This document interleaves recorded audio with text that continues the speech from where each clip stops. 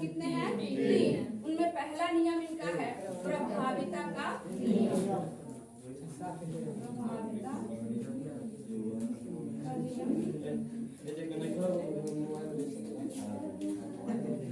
इसको बोलते हैं लॉ ऑफ डोमिनेंस।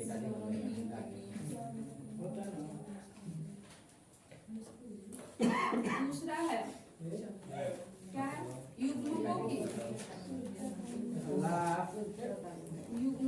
शुद्धता का नियम। युग्मकों की शुद्धता का नियम या युग्मकों की पृथक्करण का या कारकों की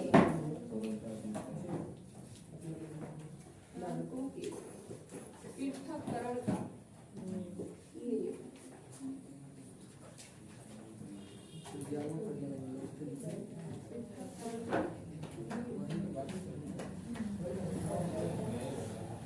तीसरा क्या बताया गया था? स्वतंत्र अभिमन का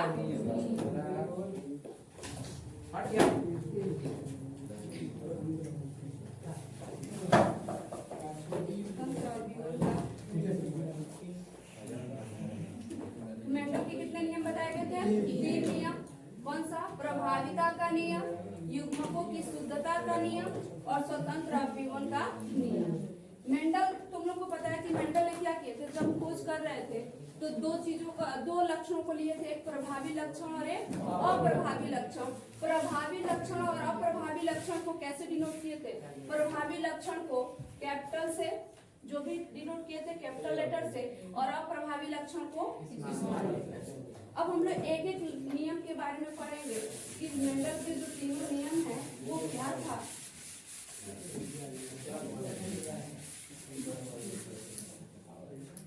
मेंडल का पहला नियम क्या है? प्रभाविता का नियम।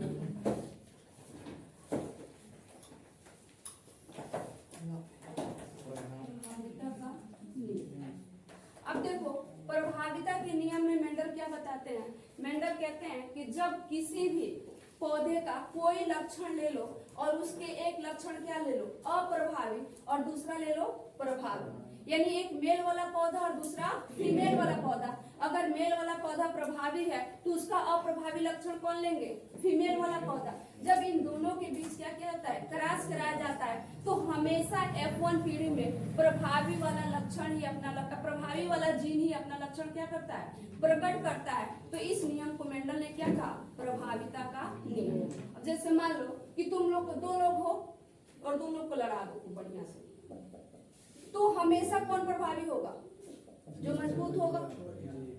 तो यानी कहने का मतलब है कि जब मेंडल 2 लक्षणों को एक साथ लिए, प्रभावी और अप्रभावी लक्षणों को, तो वो कहते हैं कि हमेशा F1 पीढ़ी में कौन से लक्षण प्रभावी होते हैं?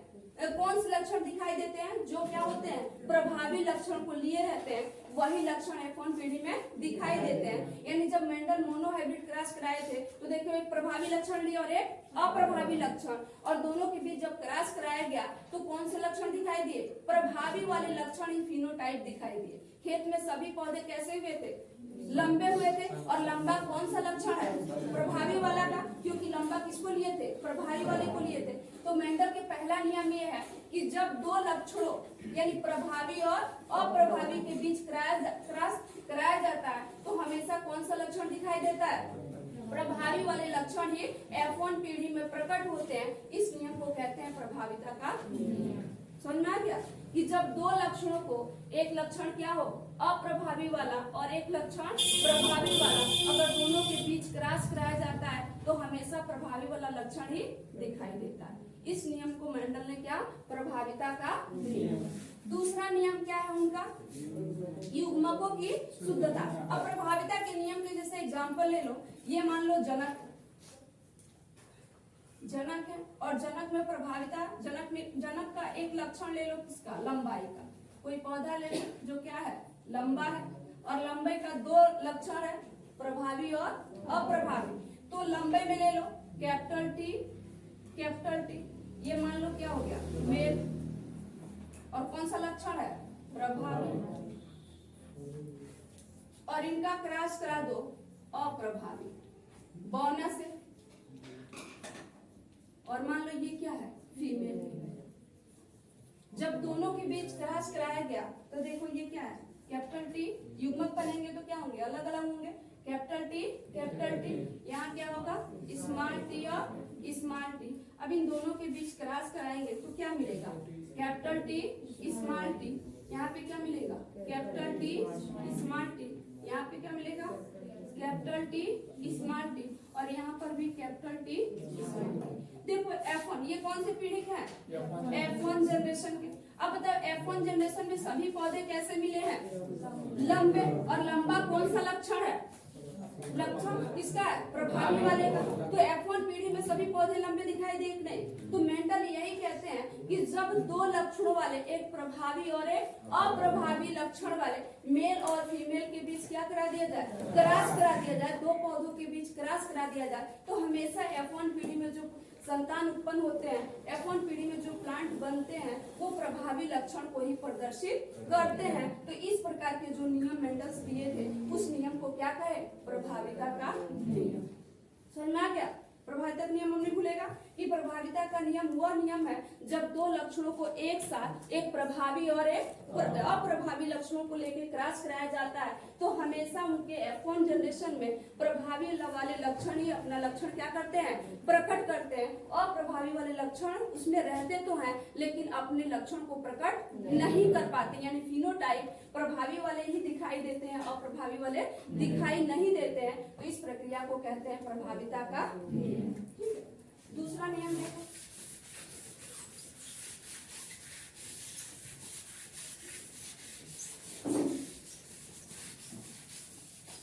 दूसरा नियम क्या है, युग्मकों की शुद्धता का नियम।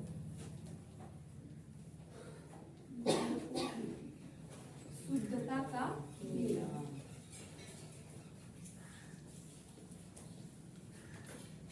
या इसको एक और नाम से बताए, कारकों के,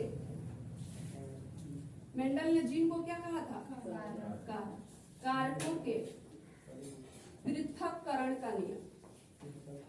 पृथक्करण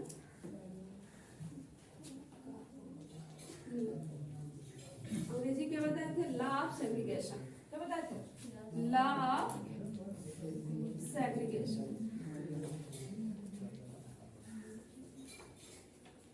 इसमें देखो क्या बताए थे, मेंडल ये बताए थे युग्मकों की शुद्धता के नियम कि जब भी दो लक्षणों के बीच क्रॉस कराया जाता है, प्रभावी और अप्रभावी के बीच, या कोई भी प्रभावी अप्रभावी के बीच या हाइब्रिड के बीच कुछ भी कोई भी लक्षण ले लो, तो हमेशा युग्मक क्या हो जाते हैं, अलग अलग हो जाते हैं। यानी युग्मक बनते समय जो शुद्धता होती है वो बराबर बराबर की होती है। यानी जब भी दो लक्षणों के बीच क्रॉस कराया जाता है तो जो उनके युग्मक बनते हैं वो हमेशा बराबर बराबर क्या हो जाते हैं, अलग हो जाते हैं। ये नहीं कि किसी युग्मक में लक्षण कितने चले गए, 60% और किसी में चले गए 40%, किसी में 80% और किसी में 20%। ऐसा कुछ नहीं होता है। तो इस नियम को कहा गया कारकों के पृथक्करण का नियम। यानी जब किसी भी पौधों के बीच अप्रभावी और प्रभावी के बीच क्रॉस कराया जाता है तो हमेशा युग्मक बनते समय जो युग्मक होते हैं वो बराबर बराबर हिस्सों में क्या हो जाते हैं, अलग हो जाते हैं, अपना अपना लक्षण लेकर क्या हो जाते हैं, अलग हो जाते हैं। तो यानी युग्मकों का पृथक्करण ही क्या कहलाता है, युग्मकों की शुद्धता या कारकों के पृथक्करण का नियम। इसको देख लो, बहुत छोटा सा ये नियम उन्होंने दिया था। जैसे मान लो ये क्या है, कैपिटल टी और ये स्मॉल टी और स्मॉल टी। अब देखो इसमें क्या बनता है, युग्मक बनता है ना, ये क्या है, जनक, और युग्मक बनता है तो क्या होता है, कैपिटल टी। ये दोनों युग्मक अलग हो रहे हैं कि नहीं हो रहे हैं। इन्होंने दूसरे नियम में यही बताया था कि जब भी किसी भी पौधों के बीच प्रभावी या अप्रभावी लक्षणों के बीच क्रॉस कराया जाता है तो युग्मक बनते समय उनके युग्मक पूरी तरह से क्या होते हैं, आधे आधे अलग हो जाते हैं, शुद्ध रूप से अलग हो जाते हैं, कोई मिलावट। ये नहीं कि इसका लक्षण कुछ है में चल गए, इसमें कुछ होला कि इसका लक्षण चलो कुछ इसमें चला गया और इसका लक्षण कुछ इसमें चला गया, इसका लक्षण कुछ इसमें चला गया। जब भी युग्मक बनते हैं अपना अपना आधा आधा गुण लेकर क्या हो जाते हैं, अलग हो जाते हैं। तो यानी युग्मक बनते समय जो युग्मक अलग होते हैं इसी नियम को कहते हैं युग्मक की शुद्धता का नियम। समझ गया? प्रभाविता के नियम में क्या था कि जब प्रभावी और अप्रभावी के बीच यानी दो लक्षणों के बीच क्रॉस कराया जाता है तो F1 पीढ़ी में हमेशा कौन से लक्षण दिखाई देते हैं, प्रभावी वाले लक्षण ही प्रकट होते हैं। तो उसे कहा गया था क्या, प्रभाविता का नियम। लेकिन युग्मकों की शुद्धता का नियम क्या है कि जब दो लक्षणों के बीच क्रॉस कराया जाता है तो जब उसमें युग्मक बनते हैं तो युग्मक बनते समय ये दोनों युग्मक बराबर बराबर क्या हो जाते हैं, अलग हो जाते हैं। जो जिसका लक्षण है उस लक्षण को लेकर क्या हो जाता है, अलग हो जाता है, यानी शुद्ध हो जाता है। इसी नियम को कहते हैं युग्मकों की शुद्धता का नियम। मान लो ये तो हम दिखा दिए, अगर इसी का ऐसे होता है कैपिटल टी और स्मॉल टी, तो इसमें भी युग्मक बनते तो कैपिटल टी अपना अलग हो जाता और स्मॉल टी अपना अलग हो जाता। तो युग्मक अलग अलग हो रहा है कि नहीं हो रहा है, यानी युग्मकों की शुद्धता हो रही है कि नहीं हो रही है। तीसरे नियम को मेंडल ने क्या कह दिया, युग्मकों की शुद्धता का नियम। तीसरा नियम उन्होंने क्या बताया, तीसरा नियम है स्वतंत्र अपव्यवन का नियम। तीसरा नियम काफी इंपॉर्टेंट है, स्वतंत्र अपव्यवन का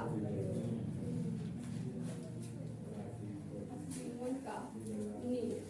क्या होता है अंग्रेजी, लॉ ऑफ असॉर्टमेंट, यही था ना, लॉ ऑफ असॉर्टमेंट,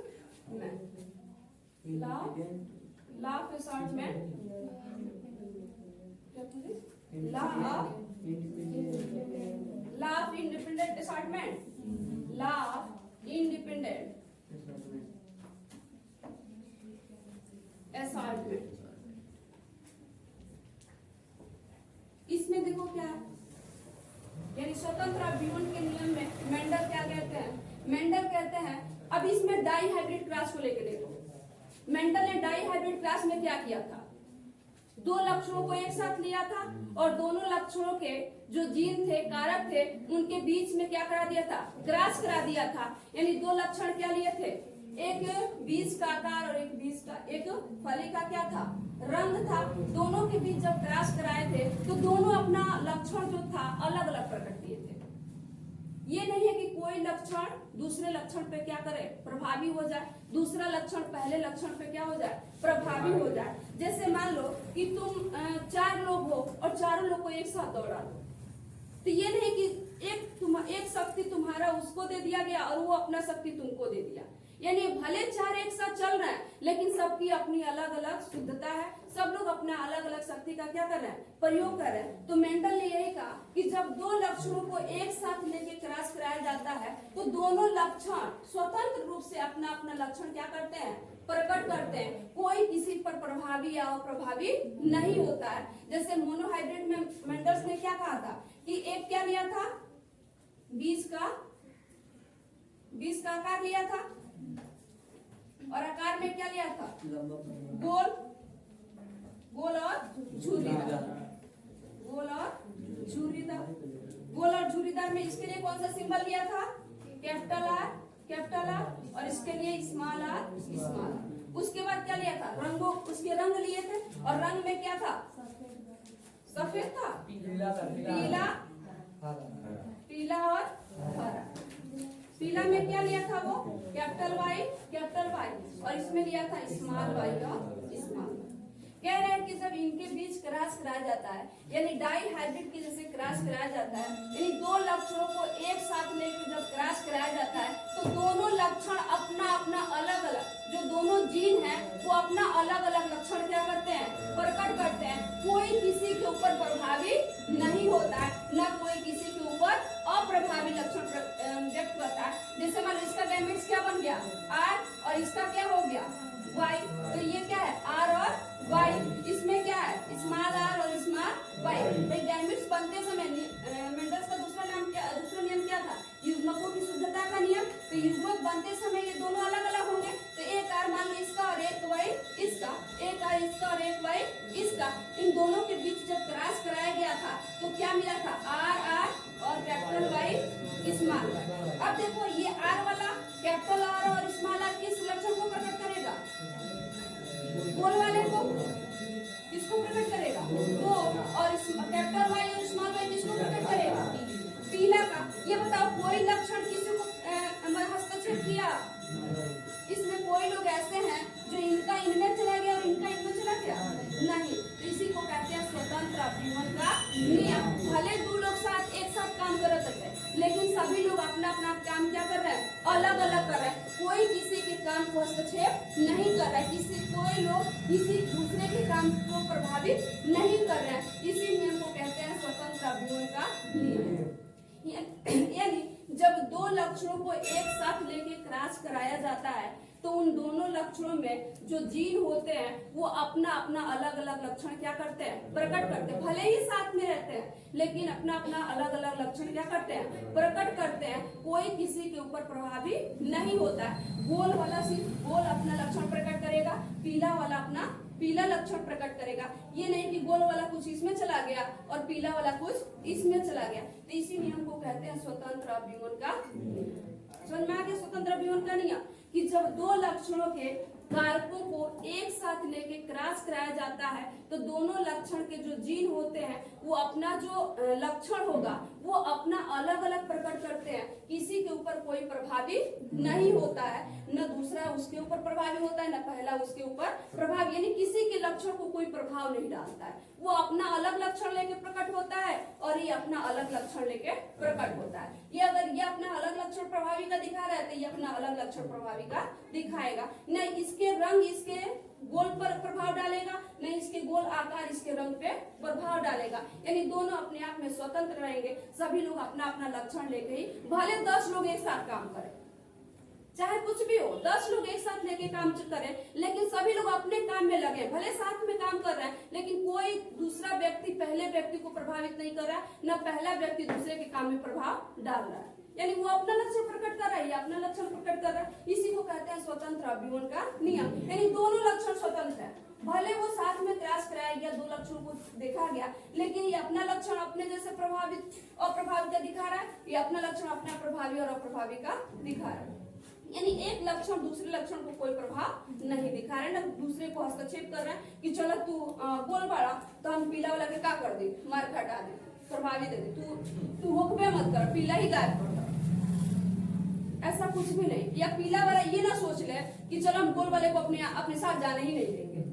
दोनों लक्षण F1 पीढ़ी में बराबर बराबर भागों में जाते हैं। ये अपना अलग लक्षण प्रकट करता है, ये अपना अलग लक्षण प्रकट करता है। एक लक्षण दूसरे को कभी प्रभावित नहीं करता है। न गोल वाले पीले और झुर्रीदार को प्रभावित करेगा, न गोल वाले हरा को प्रभावित करेगा, न पीला को प्रभावित करेगा, और न झुर्रीदार वाले गोल और पीला को प्रभावित करेगा। ये अपना भले साथ में जा रहे हैं, जैसे गाड़ी है, ट्रेन है, ट्रेन में भले 2, 4, 10 लोग साथ में जा रहे हैं, लेकिन सब लोग अपना अपना सामान लेके जा रहे हैं। किसी के सामान को, किसी के विचार को कोई बदल नहीं सकता। वो अपना विचार लेके जा रहा है, वो अपना विचार लेके जा रहा है। कोई किसी को ये नहीं कहेगा कि चलो हमने साथ बाड़ा तो तू दबा रहा है। लक्षण भले ही अलग अलग हो, लेकिन कभी किसी को कोई दबाता नहीं है। ये दोनों लक्षण अपना, दोनों जो जीन है अपना अपना अलग अलग लक्षण क्या करते हैं? प्रकट करते हैं। तो इसी को कहते हैं स्वतंत्र अभिमत का नियम। यानी स्वतंत्र अभिमत का नियम मेंडल्स ये बताए कि जब दो लक्षणों को एक साथ लेके क्रॉस कराया जाता है तो दोनों लक्षण F1 पीढ़ी में अपना अपना लक्षण स्वतंत्र रूप से क्या करते हैं? प्रकट करते हैं। ये स्वतंत्र अभिमत का नियम है।